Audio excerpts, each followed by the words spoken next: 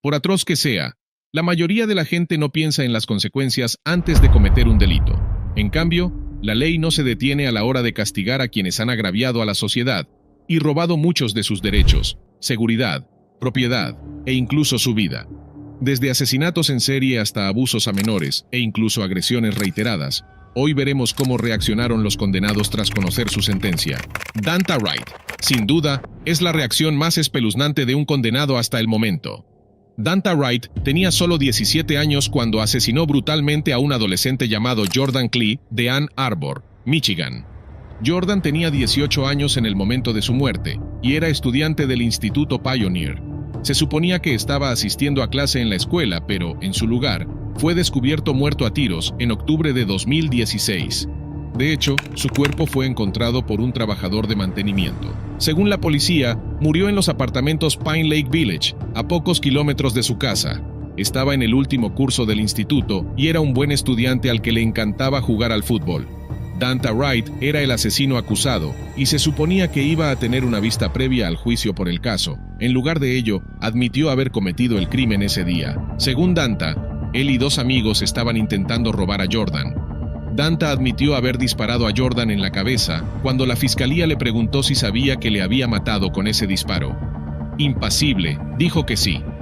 Sin embargo, solo un tipo especial de psicópata asesina a un chico joven y luego parece feliz por haberlo hecho ante el tribunal. Y es que, amigos, en ningún momento del proceso mostró el más mínimo remordimiento.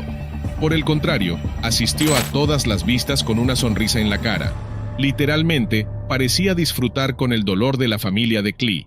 Cuando la familia del chico leyó la desgarradora declaración de la víctima, su comportamiento fue de pura maldad. Se sentó allí, sonriendo, e incluso a veces casi se rió. El juez también estaba indignado por su comportamiento y preguntó a los fiscales si pensaban que la sentencia acordada era demasiado indulgente. Después de todo, su comportamiento obligaría a cualquiera a enviar su caso directamente a juicio y condenarlo de por vida. Danta fue condenado entre 25 y 52 años de prisión en julio de 2017. Jordan Foss. Beber y conducir es uno de los delitos más inmorales y potencialmente peligrosos que alguien puede cometer. Nunca es una buena idea, ni siquiera en una situación de emergencia. La historia de Jordan Foss, un joven de 22 años perteneciente a Davie, Florida, es prueba de ello. El chico conducía bajo los efectos del alcohol y provocó un espantoso accidente de tráfico. Había estado bebiendo ron y decidió conducir su Infiniti G35 de 2004 junto con su pasajero. Al parecer, el copiloto fue quien le proporcionó la bebida. Sin embargo, informes posteriores revelaron que también se encontró marihuana en su organismo. Justo antes de la medianoche de principios de otoño de 2014, Foss conducía su vehículo a más de 90 millas por hora cuando chocó contra otro coche en la intersección de Davie y Sterling Roads. Los testigos informaron a la policía de que el coche de Jordan se desviaba entre carriles antes del choque y tampoco redujo la velocidad al acercarse a la intersección. El repentino y fuerte impacto aplastó la parte trasera del otro coche, que quedó prácticamente partido en dos. En el interior del coche viajaban Nancy Giraldo, su hija de 14 años y su hijo de 6. Nancy y su hija sobrevivieron al accidente, pero el pequeño Santiago Mondragón, que iba atado en el asiento trasero, murió en el acto. Foss fue acusado de conducción temeraria, homicidio vehicular y homicidio involuntario por DUI, ya que su nivel de alcohol en sangre estaba probado y era de 0.21%, que es 3 veces el límite legal. Durante su proceso judicial en 2017, parecía visiblemente asustado, temblaba incontrolablemente y parecía que iba a romper a llorar en cualquier momento. Su abogado intentó protegerlo de la cárcel, haciendo hincapié en su intenso remordimiento, pero el juez le condenó a 14 años de prisión. En última instancia, a Foss se le vio llorar al final del proceso. No paraba de disculparse y decir que ojalá hubiera sido él quien muriera en el accidente. Sin embargo, ningún remordimiento podrá devolverle al hijo que perdieron Nancy y su familia. Cameron Herring. Cameron acababa de cumplir 18 años cuando su padre le regaló un Ford Mustang negro como regalo de graduación de la escuela secundaria. Sin embargo, en lugar de ponerlo en buen uso, decidió darse el gusto en las carreras con un amigo. Los dos chicos estaban compitiendo entre sí el 23 de mayo de 2018, cuando Cameron chocó contra una madre y su hija en el Bayshore Boulevard. La desprevenida Jessica Reisinger Raubenold, de Ohio, estaba visitando parientes en Tampa y acababa de salir a dar un paseo matutino con su hija Lilia.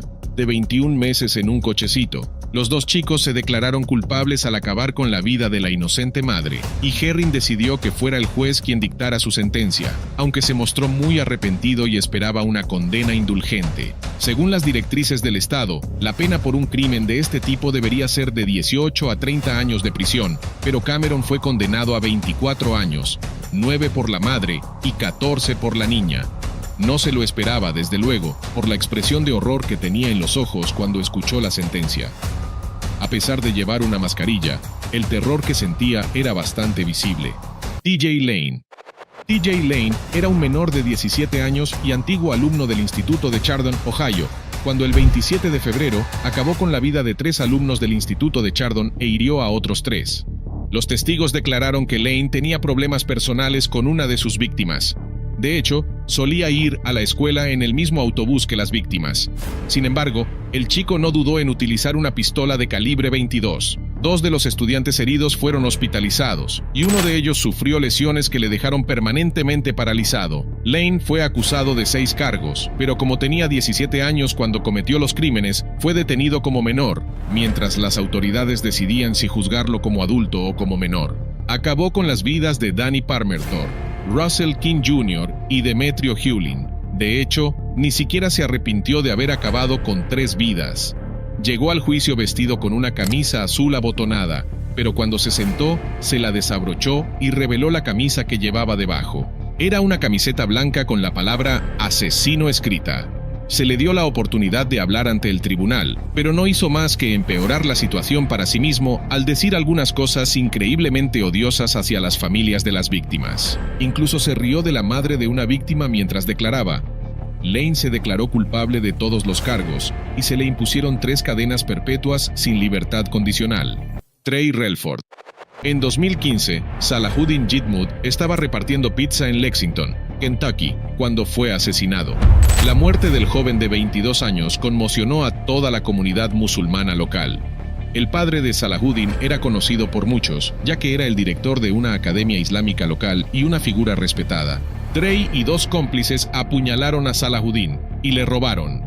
Concretamente, estaba haciendo su última entrega de la noche cuando fue atacado. Tras el juicio, Trey Alexander Relford fue condenado a 31 años de prisión por su crimen de odio. Previamente se había declarado culpable de complicidad en asesinato, complicidad en robo e intento de manipulación de pruebas en la muerte por apuñalamiento. Salahuddin era un aspirante a artista que quería dedicarse al cine, pero lamentablemente su vida se truncó. Sin embargo, el mundo está lleno de bondad, y el padre de Salahuddin fue quien mostró algo de piedad al asesino de su hijo. En unas escenas desgarradoras, el señor Abdulmunim Sombat Jitmud ofreció su perdón a Trey Relford. También dijo que perdonaba a Trey en nombre de Salahuddin y de su madre. Dijo que el perdón es el mayor regalo o caridad en el Islam. Esta fue la frase que recitó y que, a día de hoy, aún me sigue poniendo la piel chinita. Tengo que desahogarme para perdonar a alguien que ha hecho daño a nuestra familia. Tras su declaración, Relford también expresó su remordimiento y pidió perdón al desconsolado padre de familia. La conmovedora escena de los 2 abrazados con lágrimas en los ojos se hizo viral en internet y suscitó el cariño y el respeto de la gente. Jennifer Mee. Jennifer Mee, también conocida como la chica del hipo por su prolongado caso de hipo, fue detenida por asesinato de primer grado en 2010. En aquel entonces, se reunió con un hombre de 22 años que había conocido por internet. Atrajo al incauto a una casa vacía donde, junto con sus 2 amigos, robó y disparó al hombre. Solo consiguieron $50 en este robo, pero acabaron con la vida del inocente. Según la ley de Florida, Jennifer fue considerada tan responsable como la persona que apretó el gatillo, ya que fue ella quien lo atrajo. Se utilizó una pistola de calibre 38 para disparar a la víctima, que se llamaba Shannon Griffin. Recibió 4 disparos, pero la policía no sabía quién apretó el gatillo. Jennifer, junto con sus compañeros de crimen, Laron Rayford y Lamont Newton, fueron detenidos pocas horas después del acto. El sargento Skinner, del Departamento de Policía de San Petersburgo, declaró que Jennifer y sus cómplices admitieron su participación en este atroz crimen. Así pues, Jennifer fue acusada de asesinato en primer grado y un jurado la declaró culpable. Su caso atrajo mucha atención debido a su anterior fama como chica del hipo. En 2007, a la edad de 15 años, desarrolló un caso de hipo incontrolable que le dio fama internacional. De hecho, incluso apareció en programas de televisión. Sin embargo, el hipo cesó tras ser tratada por el Dr. Bob Lindy. La madre de Jennifer estaba desolada por el veredicto y no se atrevía a entrar en la sala. La propia Jennifer rompió a llorar justo cuando se leyó el veredicto. No esperaba que el jurado la condenara por asesinato en primer grado. Tenía esperanzas de que la acusaran de un cargo menos grave, como cómplice de asesinato u homicidio involuntario. Fue condenada a cadena perpetua sin libertad condicional, así que su reacción no fue fuera de lo normal. Diana Lovejoy. Por muy amistoso que sea, el divorcio no es fácil para ninguna pareja. Esto es exactamente lo que ocurrió en el caso de Diana Lovejoy. Para ella, el divorcio valió la pena con tal de intentar acabar con la vida de su pareja. Así pues, fue condenada por intentar asesinar a su marido. De profesión, Diana era instructora y entrenadora de fitness estadounidense. Sin embargo, estaba decidida a acabar con la vida de su entonces marido, Greg Mulvihill, y ni siquiera se preocupaba por su hijo. Afortunadamente, Greg sobrevivió al intento de acabar con su vida. No obstante, ella fue condenada a 23 años de prisión, y decir que su reacción a esta sentencia fue extraña sería quedarse corto. Justo cuando se leyó la sentencia, Diana bajó la cabeza sobre la mesa que tenía delante y, justo en el momento en que todos oyeron la palabra culpable, se desmayó. El juez, Sim von Kalinowski, ordenó que se desalojara la sala para que Diana pudiera recibir atención médica. Poco después, la sacaron de la sala en una camilla y un paramédico explicó a los periodistas que, al parecer, se había desmayado por la conmoción. Cualquiera se desmayaría al escuchar un veredicto de culpabilidad que significaba el ascenso de 25 años a cadena perpetua. Su instructor de armas de fuego, Weldon McDavid Jr., fue quien apretó el gatillo, por lo que se enfrentaba a un ascenso de 50 años a cadena perpetua. ¿Por qué lo hizo? Según un miembro del jurado, Diana no quería compartir la custodia de su hijo, ni pagar a su marido los $120,000 que formaban parte de su acuerdo de divorcio. ¡Wow! Si hubiese sabido que todo le saldría por la culata. Franklin Williams. Franklin era una de esas personas que no sabían cuándo callarse y dejar hablar a los adultos. Sin embargo, el juez de Cleveland que presidía su juicio sabía cómo tratar a un criminal como Williams. Este compareció ante el tribunal en 2018 para enfrentarse a cargos que incluían robo con agravantes y secuestro.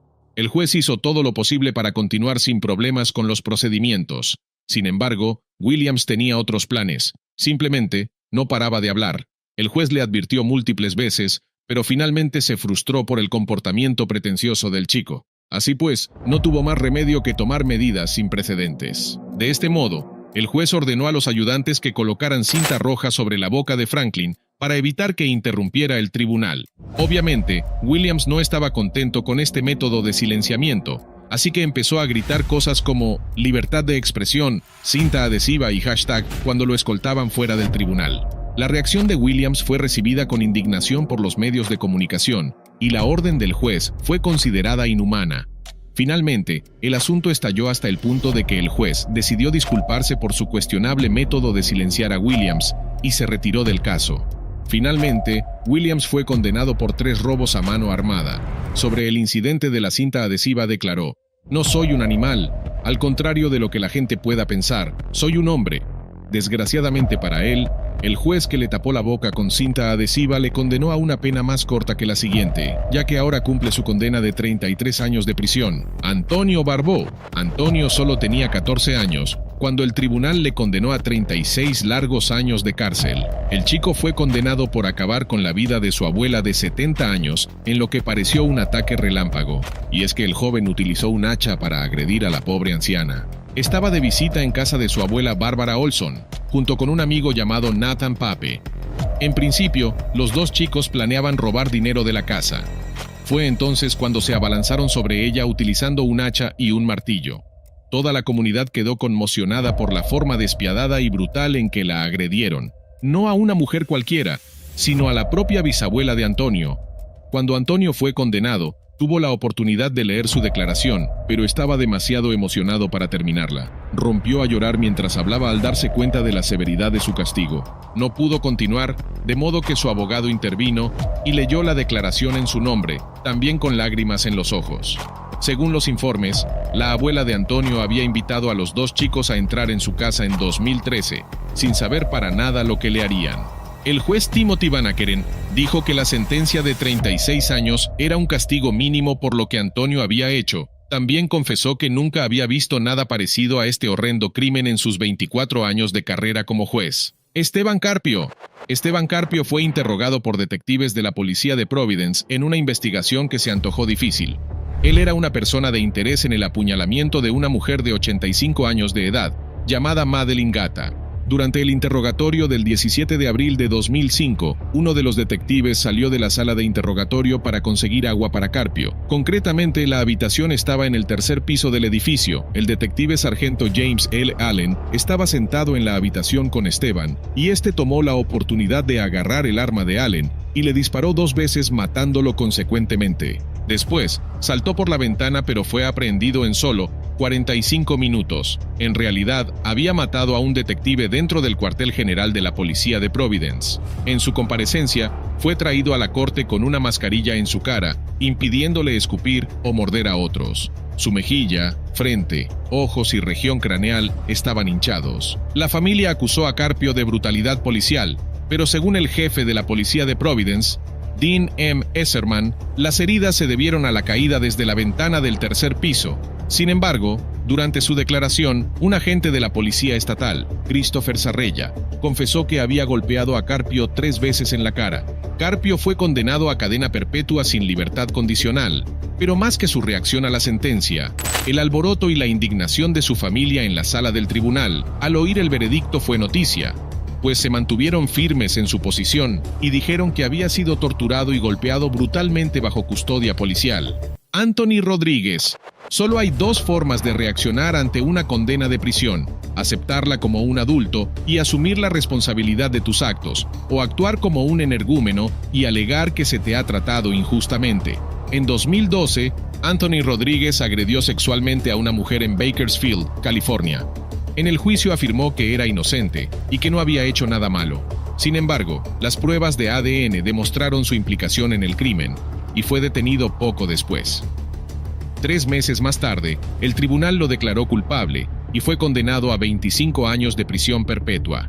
Rodríguez tenía un historial violento, pero nunca había cometido un delito sexual.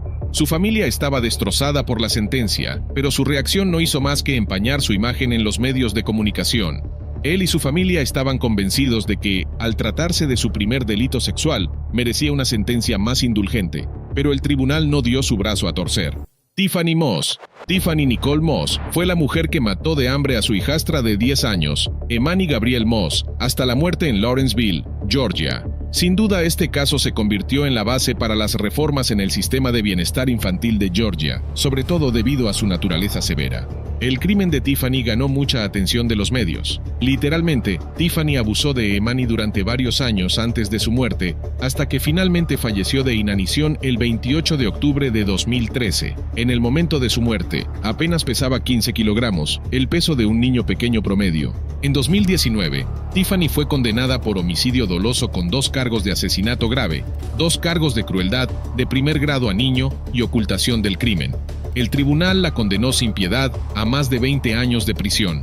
El caso no tenía margen para la indulgencia, y Tiffany recibió un castigo ejemplar. Este fue uno de los peores casos que hizo que todos los involucrados se sintieran enfermos del estómago. Tiffany está actualmente encarcelada en Arendelle. Ella estaba sola en su mesa mientras se leía el veredicto, y no había ni siquiera un abogado defensor presente a su lado. Para ser alguien condenado a muerte, Tiffany estaba bastante tranquila y no había ningún signo de remordimiento que acabara de asentir. En silencio, esperó a que el juez terminara de leer. Michael Madison. Michael Madison es un asesino en serie de East Cleveland, Ohio. Hasta la fecha, se sabe que cometió al menos 3 asesinatos en el que todas sus víctimas eran mujeres. Así pues, fue condenado por 3 cargos de asesinato con agravantes sexuales, 3 cargos de secuestro, agresión sexual, intento de agresión sexual y 3 cargos de abuso de un cadáver, además de tener un arma sin licencia. Su juicio comenzó en abril de 2016 y concluyó con un veredicto de culpabilidad el 5 de mayo. El jurado pasó menos de un día deliberando y lo declaró culpable de los asesinatos de Shetisha Shiley, Angela Deskins y Shirelda Helen Terry. El 20 de mayo de 2016, el mismo jurado recomendó una sentencia de muerte para él. Sin embargo, no había una onza de remordimiento expresado por Madison. De hecho, durante la sentencia, fue su comportamiento lo que causó que el señor Terry, padre de la víctima Shirelda, se lanzara a por él en un ataque de rabia y dolor. Los diputados de inmediato trataron de detenerlo y lo escoltaron fuera. El juez se solidarizó con el desconsolado padre de la víctima y, francamente, todo el mundo comprendió lo terrible que hizo sentir a Terry la sonrisa burlona de Madison. Van Brett Watkins. Watkins era un asesino a sueldo que se enredó en el asesinato de Cherica Adams en 1999. Cherica era la novia del jugador de la NFL, Ray Carruth. El 16 de noviembre se hizo una llamada al 911 en Charlotte, Carolina del Norte, alrededor de las 12:30 de la madrugada. La joven, de 24 años y embarazada de 8 meses, informó a la operadora de que había recibido un disparo en el cuello y en la espalda mientras conducía, pero que de algún modo había conseguido aparcar el coche en un camino de entrada en el que estaba escondida. Informó de que el padre de su bebé, Ray Carruth, iba en el coche delante de ella y que éste había arrancado cuando alguien frenó junto al coche y le disparó. Los médicos no dieron un buen pronóstico para el pequeño bebé, Chancellor Lee Adams, pero afortunadamente acabó sobreviviendo. Sin embargo, ella entró en coma después y alrededor de un mes más tarde, Cherica falleció en Carolina del Norte. Ray Carruth era súper famoso en el mundo del fútbol, por lo que su novia asesinada a tiros por un sicario causó un gran revuelo en todo el país. Carruth fue naturalmente el primer sospechoso, y según él, Cherica y él no tenían ataduras a ningún tipo de relación. De hecho, declaró que no había nada serio, pero los amigos de Cherica dijeron que tener hijos y establecerse en el país era sentar la cabeza. La versión de Ray fue poniéndose en duda cuando se descubrió que ella sí quería mantener al bebé tras el embarazo. Sin embargo, fuentes cercanas a la víctima declararon que Ray había estado presionándola para abortar, a lo que ella no estaba de acuerdo. La acusación argumentó que Carruth había planeado asesinar a Cherica con la ayuda de Watkins y otro traficante de sustancias controladas llamado Michael Kennedy. Por su parte, el equipo de defensa de Carruth trató de poner toda la culpa a Watkins, afirmando que el asesinato no fue premeditado y que fue de hecho el resultado de un acuerdo que salió mal. Watkins fue el que disparó y testificó que Carruth le pagó $3,000 por adelantado y prometió pagarle $3,000 más tras terminar el trabajo. Persiguió a Cherica durante meses, antes de que finalmente la agrediera usando el arma adquirida por Kennedy. Watkins sollozó mientras testificaba y mostró remordimiento por sus acciones en enero de 2001. Carruth fue naturalmente sentenciado. Watkins se declaró culpable de asesinato en segundo grado y no será liberado hasta antes de 2046. Durante el proceso judicial parecía arrepentido, pero su comportamiento también exudaba. Carruth fue sentenciado a 18 años de prisión y acabó saliendo en octubre de 2018. Joe Ferrari. Este hombre fue acusado de asesinato mediante tortura, privación de libertad y abuso de poder. Sin embargo, lo gracioso es que el verdadero nombre del jefe de la policía tailandesa, el coronel Joe Ferrari, no era ni Joe ni Ferrari. Escuchen bien, su nombre era Titisan Utanafon. Lo que ocurre es que se había ganado el apodo por la colección de 29 vehículos de lujo que tenía aparcados en su extensa mansión. En concreto, uno de estos coches era un raro Lamborghini Aventador aniversario de $1.3 millones.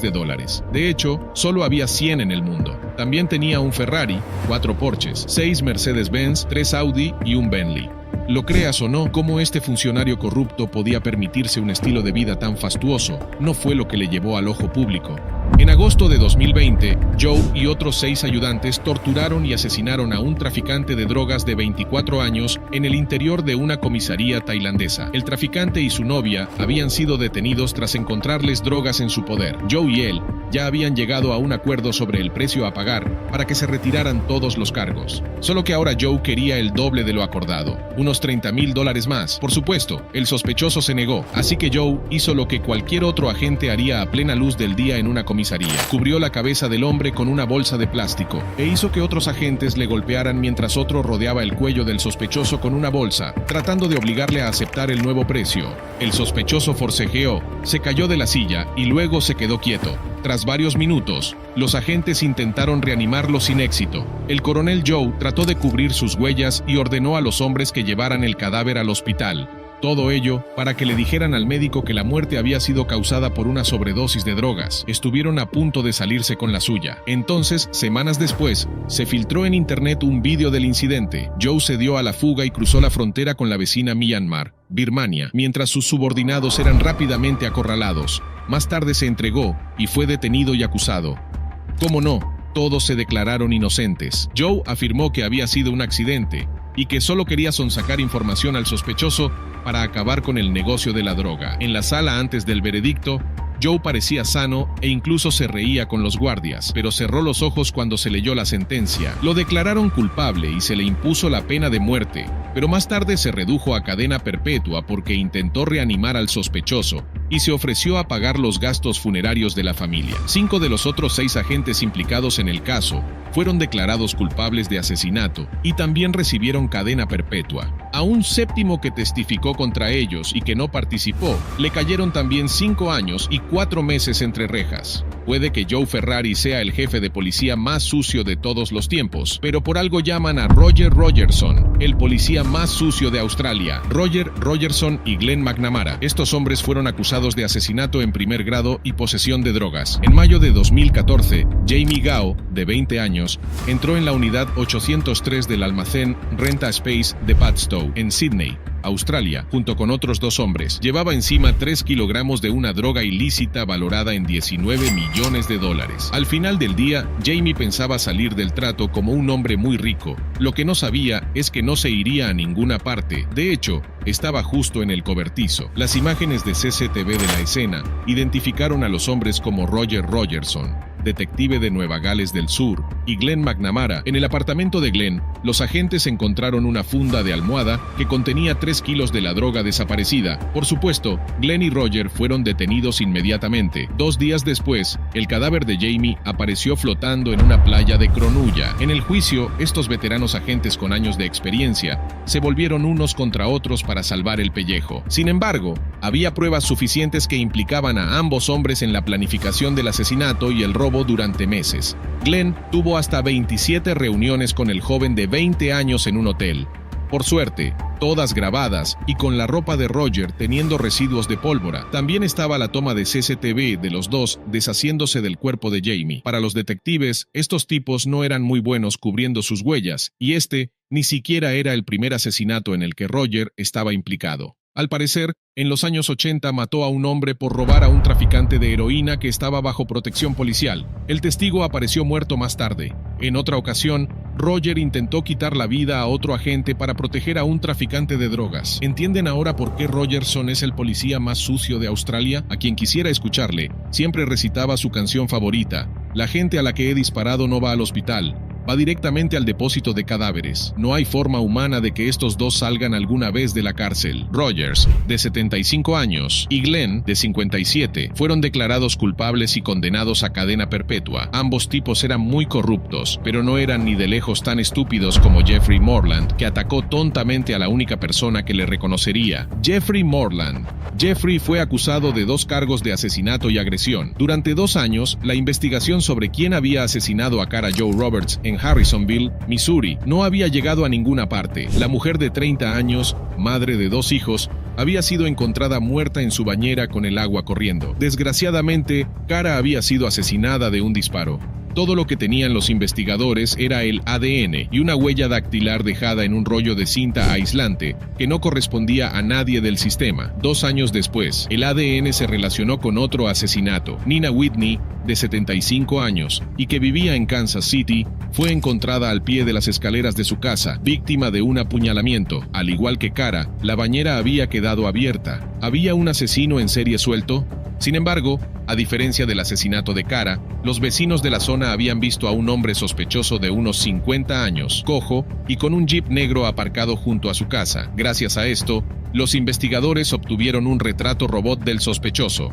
La hija de Nina le echó un vistazo y supo exactamente de quién se trataba: un exnovio al que había visto por última vez en 1984. Estamos hablando de Jeff Morland, agente del Departamento de Policía de Harrisonville. Durante semanas, Jeffrey eludió a los agentes que intentaban obtener su ADN. Entonces, lo detuvieron por otro delito en otro condado, después de que una mujer denunciara que la había agredido.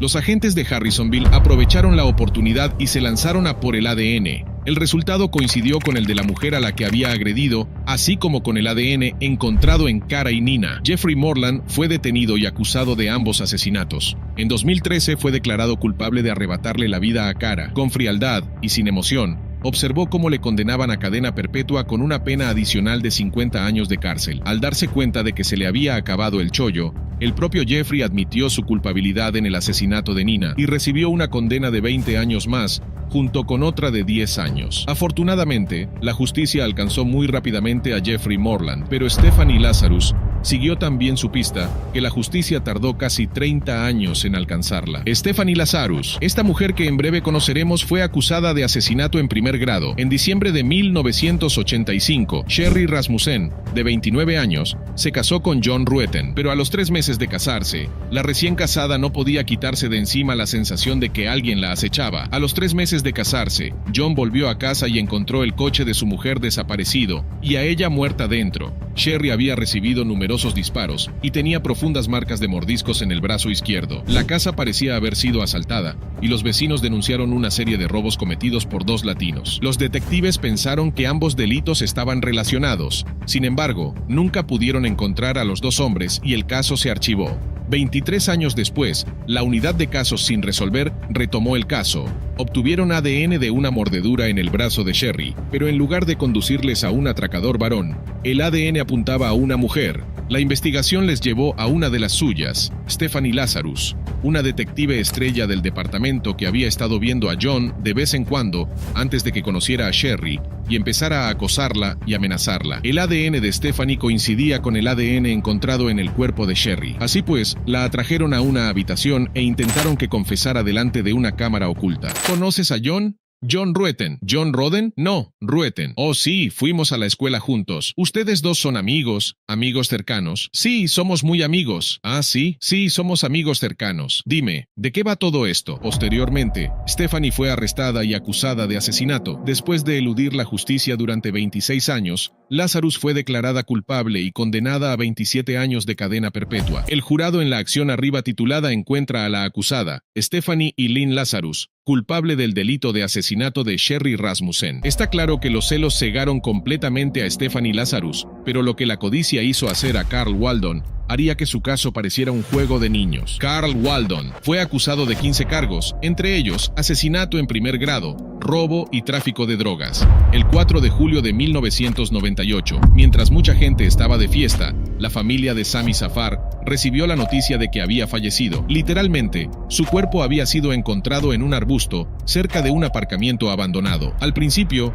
la investigación de su asesinato no llegó a ninguna parte. Entonces, un informante de la cárcel dijo a los agentes que una banda criminal había estado operando delante de sus narices, dirigida por Carl Waldon, agente de la oficina del sheriff de Jacksonville. Sin duda, se trataba de un policía muy trabajador con un brillante historial de detenciones que iba camino de convertirse en sheriff, pero en el fondo, Carl era de lo más sucio. En 1996, tras incorporarse a la unidad de estupefacientes, Carl, junto con los agentes Jason Poe, Reginald Bones y Eric Sinclair, se asoció con un narcotraficante local. Estamos hablando del cuñado del propio Carl, el agente James Swift Jr., para robar dinero y cocaína a unos traficantes. Se gastaban el dinero en cruceros, coches y fiestas en clubes nocturnos. Sin embargo, dieron un paso más y empezaron a atacar a civiles inocentes. Concretamente, el agente Eric trabajaba fuera de servicio como guardia de seguridad en una sucursal bancaria donde Sami tenía cuentas. De este modo, se dio cuenta de que Sami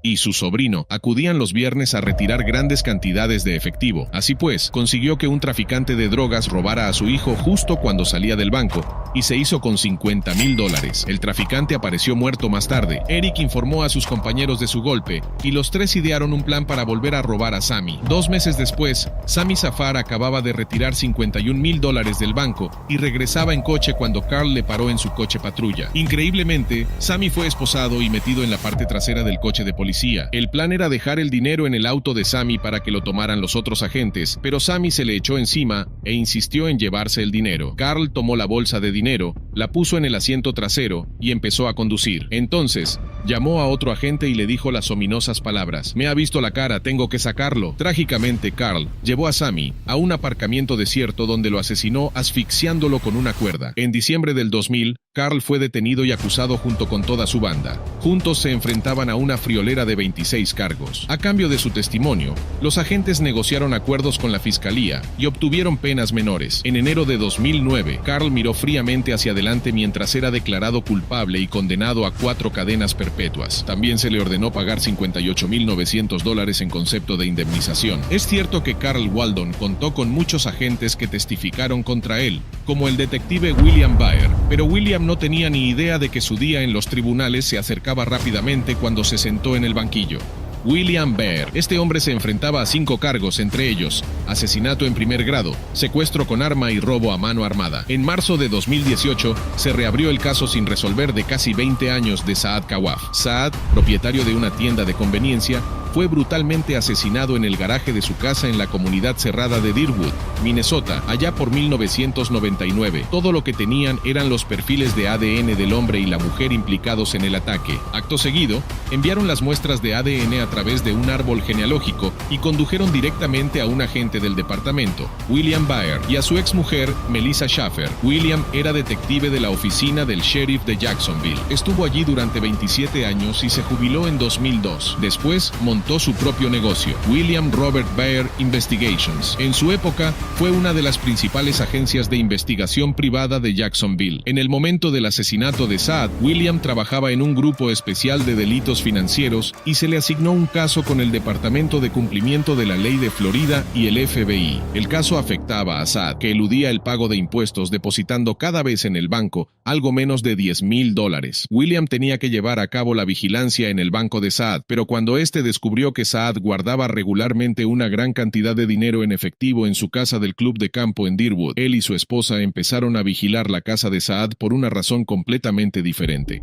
La noche del 17 de mayo de 1999, hicieron su jugada maestra. Michael atacó a Saad con un cuchillo en su garaje, mientras Melissa obligaba a su mujer, Samar, a darles el dinero. Cuando Samar solo entregó $500 de su bolso, William le puso un cuchillo en el cuello y Melissa le dijo que sabía que había dinero en la casa porque habían estado en ella esa semana. La aterrorizada mujer les condujo a un armario de la cocina, de donde se llevaron $53,000. A Samar le taparon las manos y la boca con cinta adhesiva y la ataron a una silla antes de que las dos se marcharan. Todo ello mientras Saad se desangraba en el garaje. 21 años después del asesinato de Saad, William, de 64 años, y Melissa, de 50, fueron detenidos y acusados de asesinato. Melissa se declaró culpable a cambio de testificar contra William. ¿Son esos los crímenes de los que se declara culpable hoy, señora? Sí, señor. Más tarde fue condenada a 30 años. Finalmente, para evitar la pena de muerte, William se declaró culpable de todos los cargos. En la vista de su sentencia, su abogado intentó resaltar los logros de William, lo que no hizo sino ofender más al juez. Fue veterano de la GSO durante 27 años. Sirvió en homicidios y en la brigada antibombas. Fue oficial de entrenamiento de campo, patrulla, correccionales, inspecciones, inteligencia, robos y en la brigada de motocicletas. Nada serviría, pues William vio perfectamente cómo le condenaban a 3 cadenas perpetuas concurrentes. Acompáñanos en este viaje mientras desentrañamos los oscuros secretos de Giovanni Crespo. Este exagente llamado Crespo se enfrentó a 6 duros cargos, entre ellos homicidio agravado y mala conducta oficial. La noche del 28 de enero de 2019, Gregory Griffin fue detenido por exceso de velocidad. Según los informes, una oficial le dijo que apagara el motor durante la parada, pero él no cumplió. Stop the vehicle. Turn it off. Turn off the car. Turn off the car. Sir, turn off the vehicle. Turn off the vehicle, sir. Turn it off.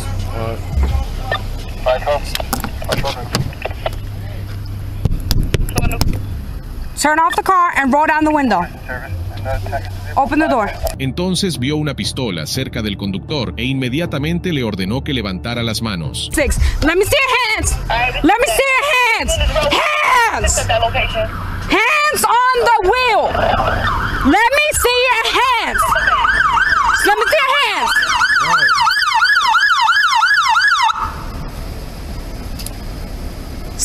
hands on the wheel. En vez de eso, Griffin puso el pie en el pedal y se largó de allí.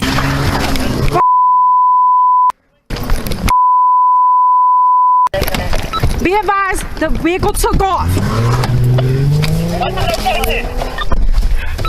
Thomas in Pennsylvania. 2017, Chrysler 300, color black. Zulu 21, hotel, Kilo. La agente pidió refuerzos por radio mientras seguía al sospechoso. Uno de los agentes que se unió a la frenética persecución a alta velocidad fue Giovanni Crespo y su compañero. Cuando el coche patrulla se acercó al coche que huía, Crespo saltó del coche, sacó su pistola y disparó.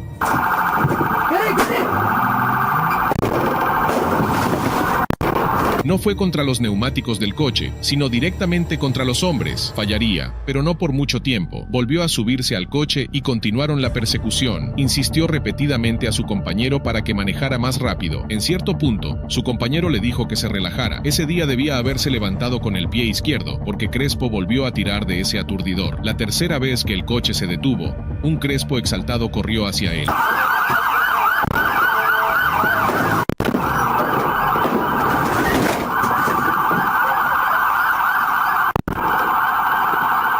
Apenas les ordenó que detuvieran el coche, decidió disparar por el lado del copiloto, golpeando a ambos hombres en la cabeza. Mató desgraciadamente a Griffin e hirió severamente a su acompañante, Andrew Dixon. It should be under his leg. Does anybody fires a weapon here? No here, not here. Más tarde, mientras llegaban más agentes, Crespo repetía a todos lo que acababa de hacer una y otra vez. 599, you're 599, you're chasing. Did you shoot? No, I didn't shoot. Who shot? Who shot? Crespo shot. Crespo shot. No, they shot. Crespo shot, and they're gone. Tras revisar las imágenes, el departamento determinó que Crespo había hecho un uso excesivo de la fuerza. Fue suspendido inmediatamente del departamento y brutalmente arrestado. Durante el juicio, el abogado defensor de Crespo argumentó que este era un superhéroe. Sin embargo, la fiscalía vio las pruebas de otra manera, principalmente porque la historia de Crespo había cambiado.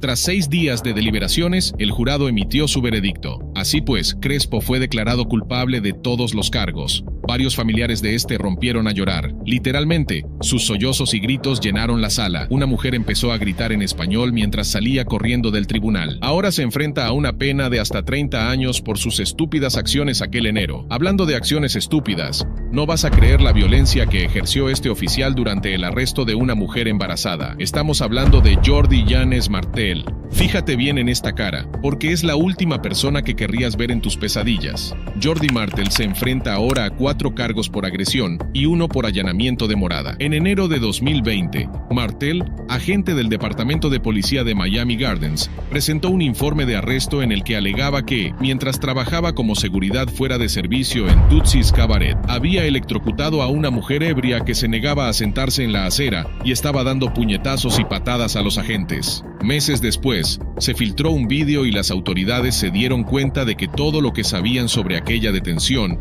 era mentira. Regarding any trauma I may have caused her and her family as a result of this unfortunate incident.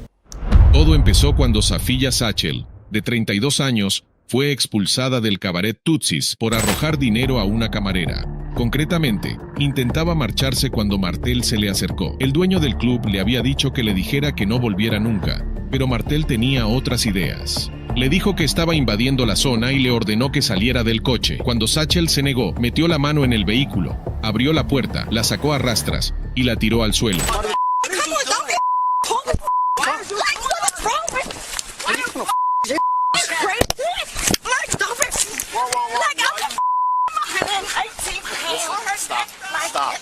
Stop. You're gonna get tased. Stop. You're gonna get tased.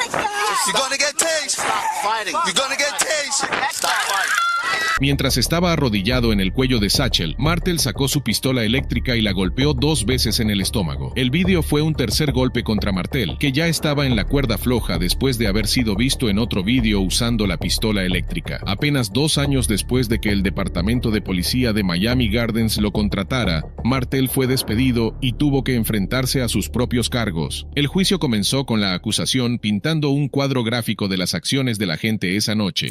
Sir, I'm going to sentence you to 364 days in the Dade County Jail. Así pues, señalaron las mentiras que usó para encubrir el informe del arresto. La defensa respondió que la rodilla de Martel no estaba en su cuello y trató de culpar a Satchel por no cooperar. Al final, Martel fue declarado inocente de los cargos de delito grave, pero culpable de agresión y allanamiento de morada. Antes de que se dictara sentencia, Satchel finalmente se enfrentó al oficial que la había atacado. Also in the courtroom with this message for the former cop. I do forgive you. I feel like if it wasn't recorded on camera or if it wasn't put out, no one would ever know the real Alejandro. Martel también habló ante el tribunal, pero el juez no quedó convencido. A pesar de ello, Martel fue condenado a 30 días de cárcel y tiene que pasar un mínimo de 100 horas hablando en la Academia de Policía sobre lo que no se debe hacer cuando se es agente de policía. He de decir que este guardián de la ley no iba ebrio, pero se podría pensar que un poco de bebida puede hacer que cualquiera, incluido un oficial, pierda la cabeza. Lo que pasa es que nuestro próximo agente estaba en un hospital. ¿Cuál es su excusa entonces? John Romer, golpear a un paciente porque te llamó hermano puede sonar loco, pero más loco es hacerlo en el propio hospital. Romer fue acusado de opresión oficial y por hacer un informe falso a un oficial de paz. El 5 de noviembre de 2016, Henry Newsom, de 20 años, fue dado de alta del Hospital Metodista Harris de Texas en Fort Worth. Mientras estaba en el vestíbulo, pidió prestado un teléfono celular para llamar a su madre para que lo recogiera. De repente los guardias lo abordaron preguntándole por qué estaba en el hospital. Newman les explicó que estaba llamando a uno de sus padres para que le recogieran, pero sus respuestas no les satisfacían, así que siguieron acosándole en busca de respuestas. All right, well, I'm asking you a question. Okay, well, I'm asking you a question. If you see me on the phone, I just got off the phone. My dad trying to get in contact with my mother. I should tell you the Okay, so do they know what hospital this is? Yes, they do. What? My mom knows. What hospital is this? I told her. What is it? I don't have to repeat myself. It's freedom of You speech. never told me. But my mom, I told her. With my freedom of speech, I told my mother where I... Uno de los guardias era John Romer, un agente de policía que trabajaba fuera de servicio en la seguridad del hospital. Inmediatamente, ordenó a Newsom que se callara y le empujó hacia la salida. Here you go. What do you mean? No, no. Tell my father you touched me, dog. Bro, I'm about to drop me. Oh, you fucking granny just told me. Get down. Get down. Get down. Son, he just told me on my face. Hey, just get down. Give me your fucking hands. Give me your hands. Newsom protestó, gritando. Esa palabra de 3 sílabas encendió un botón en el cerebro de Romer. Inmediatamente golpeó a Newsom en la cabeza, le dio una patada, le hizo una llave de judo y tiró de él al suelo. Otros 2 agentes se unieron a la golpiza y se abalanzaron sobre Newsom, propinándole puñetazos y patadas antes de esposarle y limpiar sus manos ensangrentadas en la camisa de Newsom. Fue después de esta agresión cuando Romer dijo a Newsom que le detenía por allanamiento y resistencia a la autoridad, sin duda cargos que escandalizaron a Newsom. His dad was on. I was like, talking to your friend. so I was at the hospital just for the answer. And then he told that, hey, I don't need to talk to y'all. I was going to tell you that pissed me off. I'm like, what hospital is this? You punched me in my face. And then, so, You punched me in my face. Now you want to ask me Romer finally got tired and said, hey, get off property, and then it's was over, resistant. dog. No, I'm not telling you nothing. You're under arrest. What's your name? I think his dad said he was 20. Acto seguido, lo sacaron esposado mientras seguía protestando su inocencia. Aunque ya estaba esposado, Romer siguió agrediendo a Newsom. Newsom fue llevado a la cárcel esa noche. Cuando Romer compareció ante un gran jurado ese mismo año, juró que Newsom le había atacado primero, así que tomó duras represalias. Pensó que se había salido con la suya, ya que había trabajado 16 años en el cuerpo y se había librado de cosas mucho peores. Rebobinemos un momento hasta febrero de 2011. Romer disparó 12 veces a Sherrell Thomas, padre de 3 hijos discapacitados, mientras los niños miraban desde el asiento trasero. Hubo una protesta pública, pero Romer recibió inmunidad cualificada. On the camera.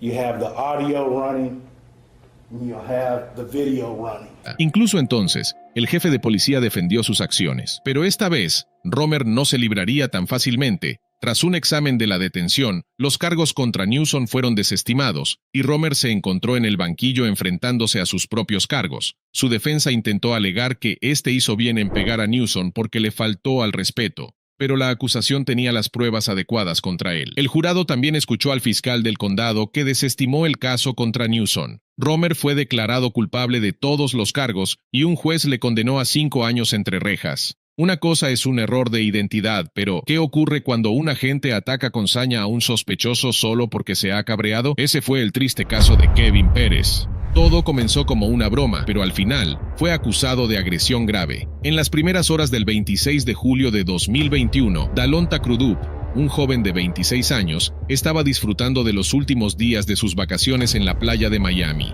Ese día se montó en un patinete alquilado para encontrarse con sus amigos. Mientras intentaba estacionar, lamentablemente se cayó. Algunos agentes que estaban cerca se rieron junto con sus amigos al ver el espectáculo. Luego, Crudup les mostró el dedo medio a los agentes y se alejó a toda velocidad, atropellando el pie de un oficial. Los otros agentes intentaron hacer que se detuviera, pero Crudup se negó. Fue entonces cuando comenzó una persecución a alta velocidad. Una vez que Crudup llegó al hotel, se metió de una en el ascensor, pero un teniente irrumpió en el vestíbulo y lo detuvo apuntándole con un arma. Crudup cayó al suelo y fue esposado. Más agentes entraron y comenzaron a aplicar su versión de justicia callejera, pateando a Crudup, golpeándolo y arrojándolo al suelo. El joven tuvo que recibir 6 puntos de sutura después del violento asalto. Kevin Pérez fue uno de los 5 agentes de Miami Beach acusados en el incidente. Le dio patadas en la cabeza al chico al menos 3 veces. El juicio comenzó con la fiscalía pintando una imagen de un hombre intimidado por la policía. It is very, very obvious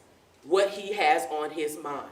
And it's retaliation. Sin embargo, la defensa lo veía de manera muy diferente. Consideraban a Crudup como una persona traviesa que causaba problemas donde quiera que iba. Realmente, tuvieron un golpe de suerte cuando se enteraron de que había sido arrestado en Washington, D.C. y Kentucky después de este incidente. Después de deliberar durante 2 horas y ver el videoclip una y otra vez, el jurado emitió un veredicto de culpabilidad. La decepción de Pérez fue evidente cuando se le vio sacudir la cabeza en estado de shock. Pero esto no fue tan malo como Peter Delio. Aquí un recluso perdió un órgano porque la poli lo apaleó severamente. Estamos hablando de Peter Delio, y sus rodillas estaban acreditadas para matar. Así pues, Delio fue acusado de agresión grave con lesiones graves en la noche del 12 de agosto de 2014. Robert Lace fue llevado a una celda de policía debido a una deuda de 60 pavos. Lo que no sabía es que al final de la noche le faltaría un órgano también. Todo comenzó en un bar clandestino en el centro de Orlando, Florida. Robert pidió 12 chupitos de Jack Daniels y no pudo pagar su cuenta.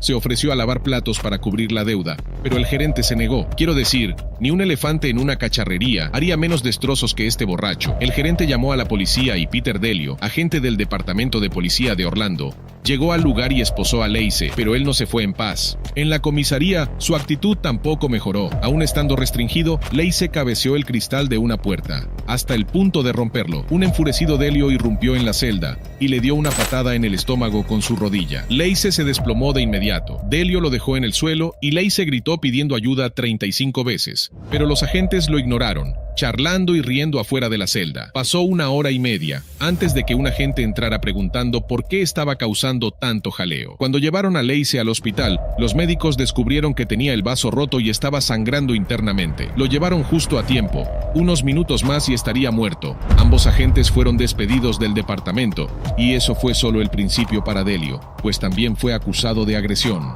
Delio se declaró inocente y testificó en su defensa ese día, pero el vídeo fue mucho más convincente para el jurado, por lo que fue declarado culpable. Sus ancianos padres declararon y lloraron mientras suplicaban clemencia.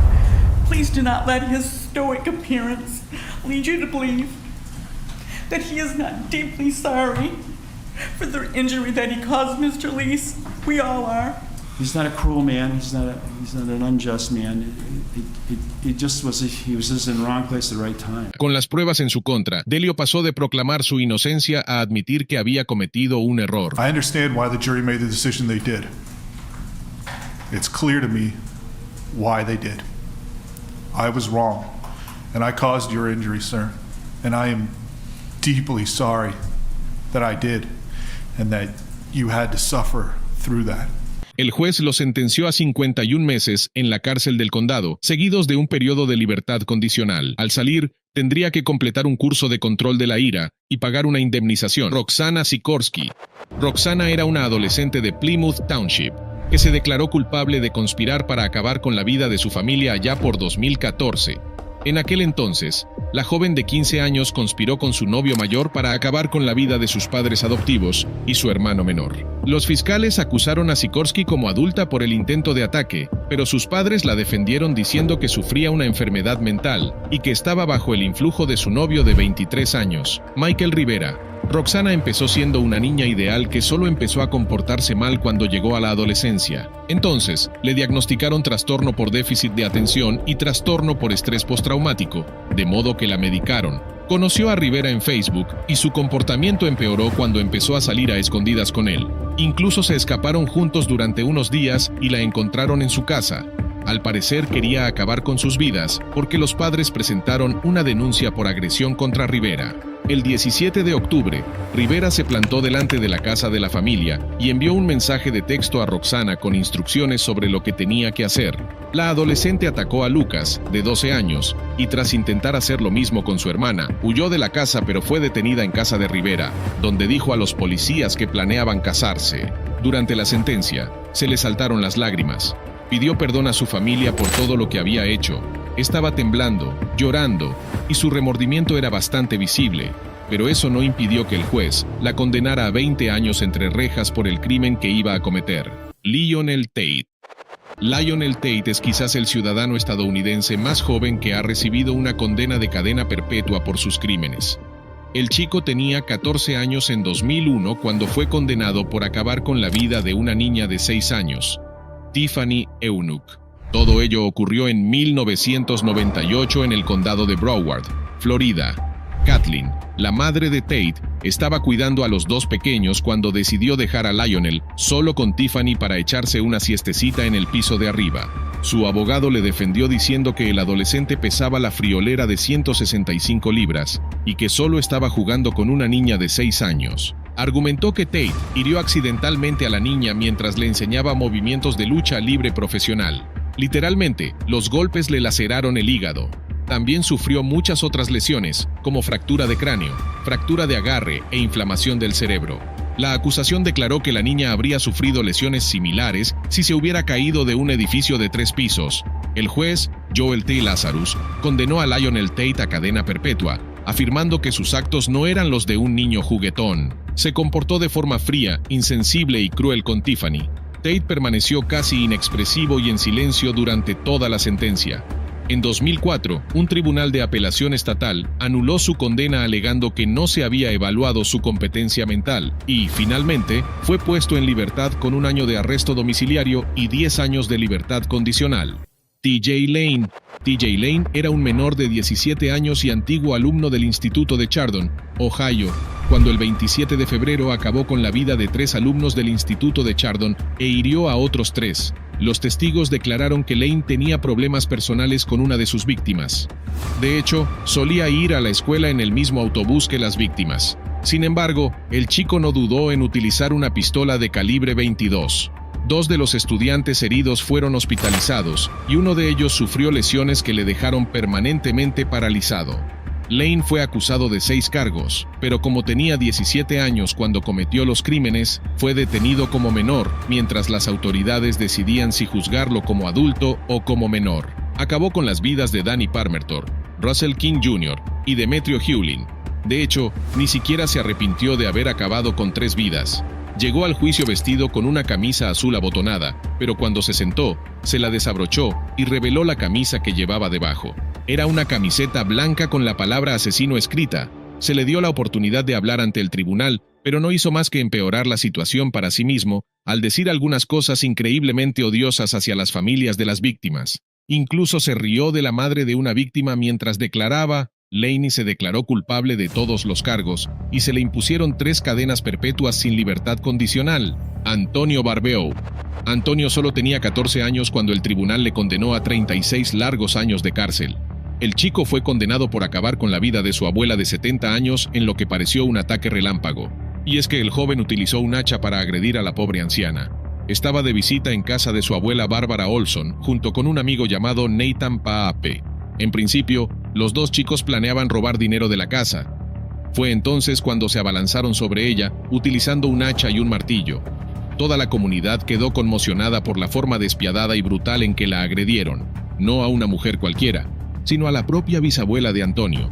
Cuando Antonio fue condenado, tuvo la oportunidad de leer su declaración, pero estaba demasiado emocionado para terminarla. Rompió a llorar mientras hablaba al darse cuenta de la severidad de su castigo. No pudo continuar, de modo que su abogado intervino y leyó la declaración en su nombre, también con lágrimas en los ojos. Según los informes, la abuela de Antonio había invitado a los dos chicos a entrar en su casa en 2013, sin saber para nada lo que le harían. El juez Timothy Van Ackeren dijo que la sentencia de 36 años era un castigo mínimo por lo que Antonio había hecho. También confesó que nunca había visto nada parecido a este horrendo crimen en sus 24 años de carrera como juez. Stuart Harling. Stuart Harling era un adolescente introvertido que pasaba la mayor parte de su tiempo en el mundo virtual de los juegos de ordenador y sitios web inapropiados. Sin embargo, nadie sabía que en la oscuridad de su habitación tramaba convertirse en un famoso asesino en serie. El joven de 19 años abandonó a su familia y su carrera de contable y se dedicó a un mundo de fantasía. A pesar de ello, pronto se dio cuenta de que no era suficiente, así que decidió acabar con la vida de Cheryl Moss, de 32 años. Más tarde, contó a los psiquiatras que decidió convertirse en asesino en serie tras ver un documental sobre los infames crímenes de Richard Ramírez, que robó la vida a 13 personas en la zona de Los Ángeles. Literalmente, explicó que no sintió nada al hacer daño a la señora Moss. Para él, ella era como cualquier otro enemigo animado en la pantalla de un ordenador en uno de sus juegos. El juez Brian Barker condenó al joven a un mínimo de 20 años de prisión. También habló con Stuart y le dijo que había demostrado que sus horribles acciones significaban muy poco para él. Jessica Carnline.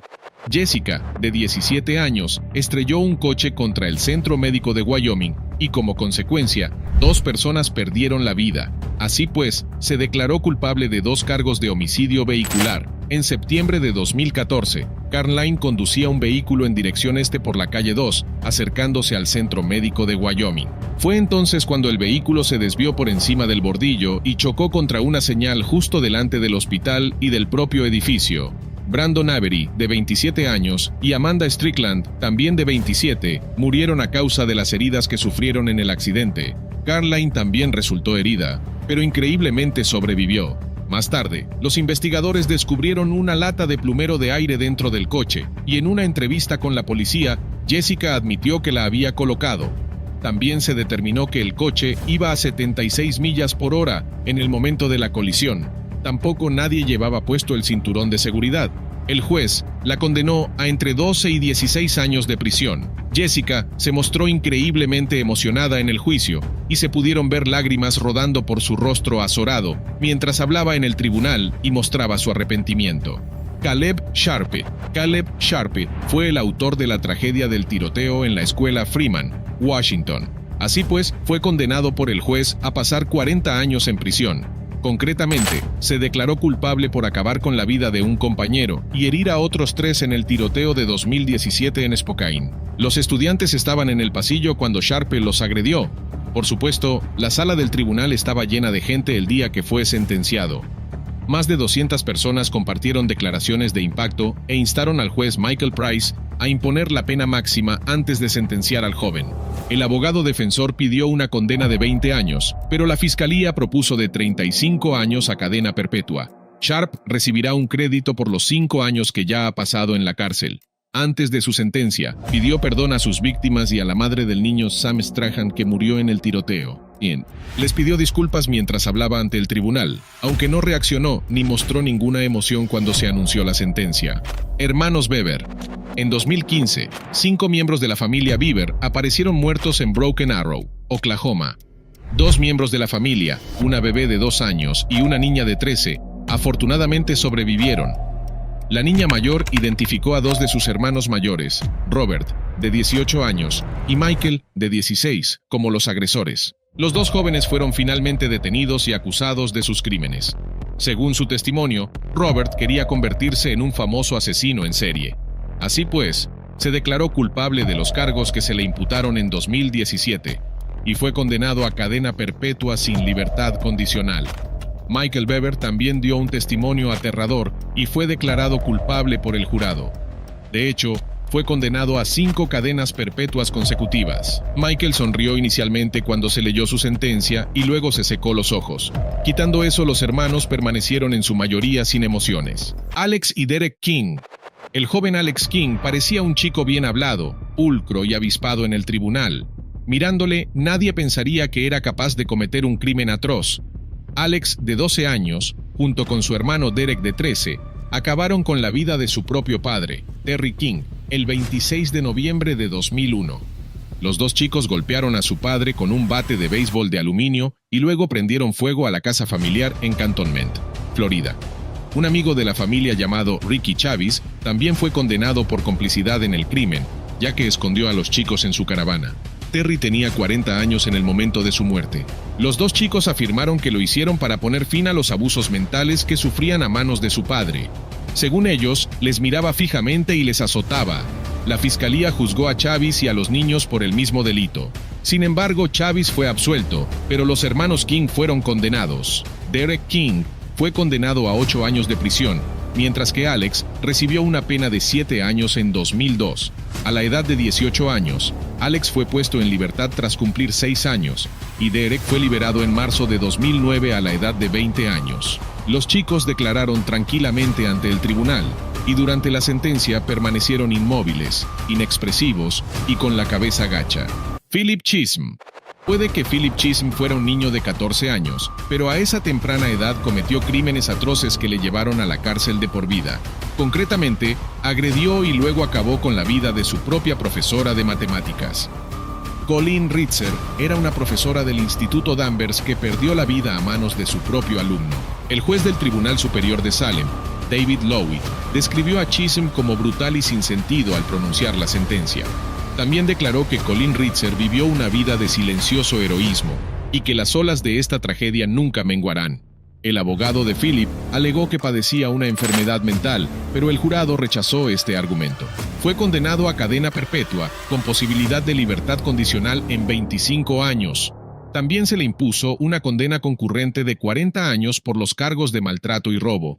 Diane, la madre de Chisholm, sollozó en silencio cuando fue condenado. También pidió perdón a la familia Ritzer por lo que había hecho su hijo. Chisholm permaneció de pie ante el juez con cara de póker, sin mostrar emociones ni expresar remordimiento alguno por sus actos. James Fairweather. James también era uno de los sádicos delincuentes adolescentes que fantaseaban con convertirse en un famoso asesino en serie. Así pues, fue condenado a 27 años de prisión por apuñalar a 2 personas. Sus 2 víctimas perdieron la vida al instante. Su primera víctima fue James Atfield, que tenía una lesión cerebral y fue agredido por Fairweather en Colchester, Essex, el 24 de marzo de 2014. 3 meses después, volvió a atacar, y esta vez la víctima fue Nahid Al-Manea, una estudiante saudí de 31 años de la Universidad de Essex. James fue detenido mientras planeaba una tercera agresión en mayo de 2015. Confesó ser el responsable y se declaró culpable de los 2 asesinatos. Es increíble que solo tuviera 15 años cuando cometió los crímenes y asistía a la Academia Colchester. Al parecer, era víctima de acoso escolar por sus prominentes orejas, y también tenía dificultades en la escuela debido en parte a su dislexia y autismo. Explicó qué hizo y cómo lo hizo sin mostrar ningún signo de remordimiento. Intentó recurrir la sentencia alegando su edad y sus funciones mentales, pero fue rechazado. Nehemia Griego. Nehemia tenía solo 15 años cuando acabó con la vida de todos los miembros de su familia, incluidos sus padres y sus 3 hermanos menores. Literalmente, agredió a sus 5 allegados inocentes, utilizando 2 armas diferentes. En octubre de 2015, Nehemia se declaró culpable de sus crímenes. Debido a que era menor de edad en el momento en que cometió los crímenes, un juez del Tribunal de Familia propuso sentenciarlo en consecuencia, pero la fiscalía apeló esto, y la decisión fue revocada en 2019. Así pues, Griego fue condenado como adulto. Aceptó hablar con la policía sin la presencia de un abogado cuando fue detenido. Entonces, dijo que estaba enfadado con su madre. Se enfrentaba a una pena de hasta 120 años debido a las múltiples víctimas, incluidos niños. Pero al final, fue condenado a 3 cadenas perpetuas concurrentes, con crédito por los 6 años y 285 días que ya había cumplido. De este modo, tuvo que pasar 30 años en prisión antes de poder optar a la libertad condicional. Permaneció tranquilo mientras se leía la sentencia, pero pidió disculpas a la poca familia que le quedaba cuando habló ante el tribunal. Según los informes, fue bastante suave y emotivo. Dylan Shoemaker, el adolescente de Springville, fue condenado por acabar con la vida del hijo pequeño de su novia en 2013. Tenía 17 años cuando fue condenado a 25 de prisión por robarle la vida a Austin Smith, de 23 meses. Dylan estaba cuidando al pequeño y a su hermano pequeño mientras su novia estaba en el trabajo. Según el fiscal, amortiguó la cara del niño con una almohada y le golpeó porque no dejaba de llorar. Shoemaker fue considerado manipulador y engañador por 13 testigos antes de ser condenado.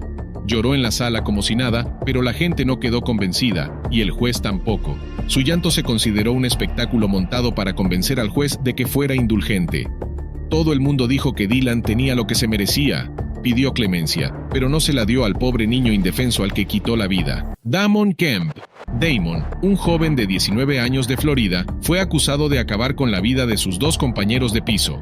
Literalmente, apareció en el juzgado en una silla de ruedas haciendo muecas y gritando como si sufriera un inmenso dolor, pero el juez no cayó en su espectáculo y se negó a concederle la libertad bajo fianza. En realidad, Damon corrió hacia un oficial de policía que investigaba un allanamiento de morada en Jade Park y confesó haber tomado la vida de su amigo.